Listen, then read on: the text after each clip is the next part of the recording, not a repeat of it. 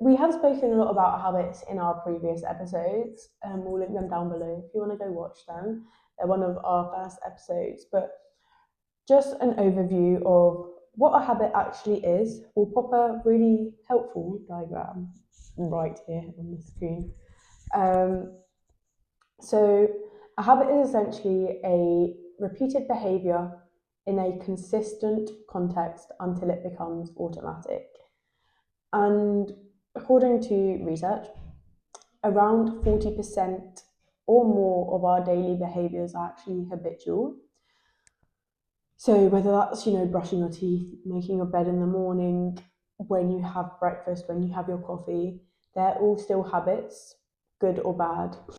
And habits typically do reduce your cognitive load. That means that there's less thinking, less effort, and less resistance.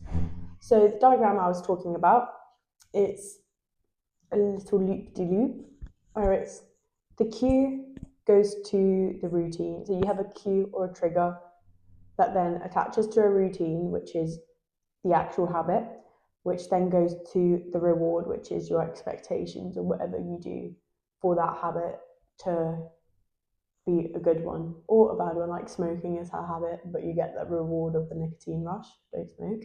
So your cue is basically a trigger, whether this be like a certain time of day or a certain place you come to, a certain emotion you feel even. And essentially that leads to a craving, which turns into some sort of behavior, some sort of action. So let's give an example of a good habit. The cue would be a time. Let's say it hits 6 p.m. I have a craving to go to the gym. It's true. The worst example. No, but like it reaches a certain point, your body is getting restless, like you need to offload. If it's become a habit, then this is what happens. Yeah. Like anyway, you're just like, oh, it's time for the gym. So you go to the gym, have your session. Is this not a good? No, carry on. And then after that you get a reward. So that is kind of the feeling you have afterwards. So like they say, the endorphin rush. You'll never regret going to the gym because you just get a release of endorphins. You feel less stressed. You feel like you've worked on yourself. You're working towards your progress, and you feel satisfied. Yeah, that is an example. Are you pretending you're holding a mic? That is an example of a habit. I think something a bit more fitting for people is, for example, coffee, right? Having coffee in the morning is a habit. You wake up, usually the time and the place is in your house in the morning. You have the craving for caffeine or coffee. The behavior is drinking your coffee, and the reward is feeling caffeinated or feeling awake. And that's a habit loop in simple terms. And over time, the brain tends to skip the thinking part and just go straight into the action. Yeah. So you don't have to think about the cue, the time, the action, and then what you're actually getting from it. It just becomes automatic. Yeah, it's just like an automated response. Yes. Sorry, I just really want to say automated response. How much of your routine would you say is actually automatic versus intentional? Good question. I mean, from what we've seen, supposedly 40%. I'd say, I don't know, I feel like it's a bit less for me. That's automated. I feel like I have to really think about what I'm doing nowadays, especially now that my routine's changing. For example, I think if I was in uni, my routine was a lot more automatic because I'd built the habits, I'd built the foundation, I'd had a bit more structure. So back then I'd say like 60% was probably automatic, in my opinion, on my routine, because it'd be like get up, eat, then train or do uni work, and then it follow a flow. And I didn't really have to think about what I was doing so much. But I think now that I'm in like a transitionary period of my life, it's definitely a lot less is automated. I mean, like my morning routine, morning habits are, but that's the first hour and a half of my day. Yeah. But that kind of makes sense because you're trying to establish new habits. Yeah. So I'd say about And seeing what works best. 10 to 15% Yeah. currently. I would say there are certain parts of my day for sure when it's like fully automatic. Like when, like you say, when I wake up, like I have like a ritual, like doing my bed and then making coffee, and like and my nighttime routine is pretty much also automatic. But I kind of understand in what you're saying. Sure, when like during term time when I was going to uni, like especially like it depends. You guys don't need to know my uni timetable, but let's say I was going in like 4 times a week, especially those days it would be like, yeah, wake up, and anyway, go to uni and then come back. It would be either go to work or go to the gym or something. But now that I'm transitioning, which is why we're doing this episode, transitioning more into exam period, which is, let's just say, I don't handle stress too well. I'm also kind of in the process of trying to not create new habits, but create healthy habits that will ensure that I can maintain this for the next month and a half.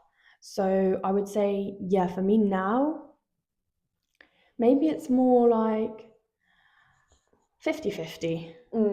Okay. As in, the habits themselves are the same.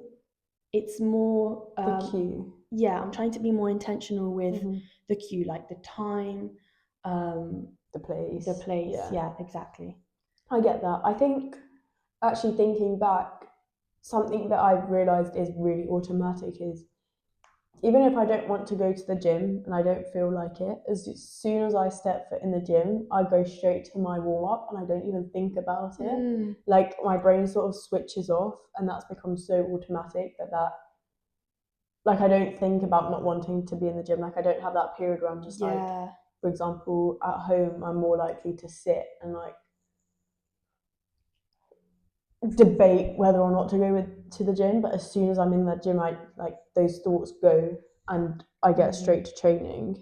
Yeah, I completely agree with you. So then I'm thinking maybe it's about how we need to be more intentional with our time in a way, like just not just offload that, like you said, cognitive function of trying to, like removing the opportunity to debate with yourself. yeah, that's what I'm trying to, basically, to stop procrastinating, but like trying to establish better in intentional times that will eventually will be like, oh, time for the gym, and then you like don't even think about, oh, shall I go, should I not? It's like time for the gym now. I'm going. No, I agree. So do you think people think that they're disciplined when they're actually just consistent in one environment then with that time element of things? Well, I think the discipline and consistency kind of go hand in hand. Um, and I suppose that a huge aspect of discipline is consistency and routine. It's more so consistent in one environment, not consistency in itself. Like, do you think that being consistent in one environment makes people think that they're disciplined? Does that make sense?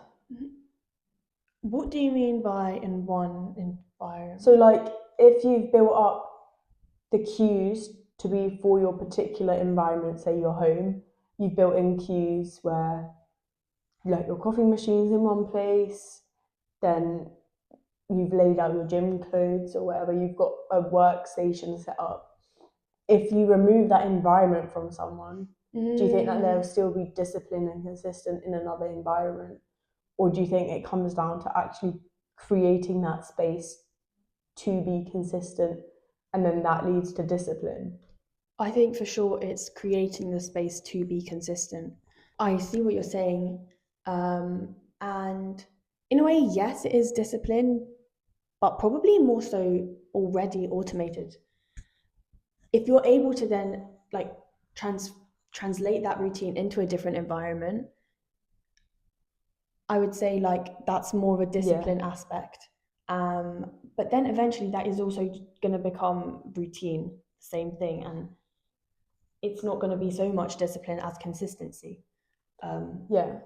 And I think also the discipline part. It's like the portable habits we spoke Yeah. about in our traveling episode. Yeah. The one we're in Oslo, by the way, which I reminisce about every day. I would say the discipline part of it is mostly just sticking to that consistency. And for example, wouldn't the discipline part be doing the thing and then the consistency is sticking to it? Yeah, exactly. But like we were talking about the gym example, the discipline part of it would be like thinking, say you're thinking, oh, I'm not feeling 100%. Should I not? Should I go to the gym? Should I not? But the discipline part is being like, it's time for the gym. Overcoming that mental. And I'm going to go, yeah, overcoming the mental like block. Obviously, if you're not feeling like well at all, don't go. But it's like, no, it's like more mental. If you're debating it just because you're just like I'm a little tired. Yeah, I think it's very much based on your environment.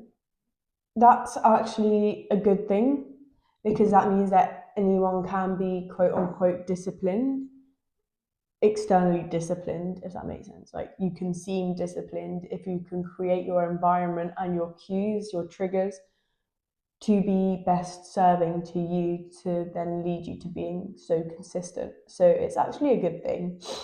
And I agree, I think discipline comes more so from if you can change your environment, if you eliminate those cues and triggers, are you still going to do the things that you need to do? Yeah. And for sure it's going to like take some time, but are you able to eventually, once they become habits, what's the average time, like 2 weeks, 14 days? I think it's more than that. I think it's 30 to 40 days. Oh, okay, so we've been told a lie, right? I think it starts to become more automated. But okay, let's say over several weeks, are you again in your consistent routine in a different environment?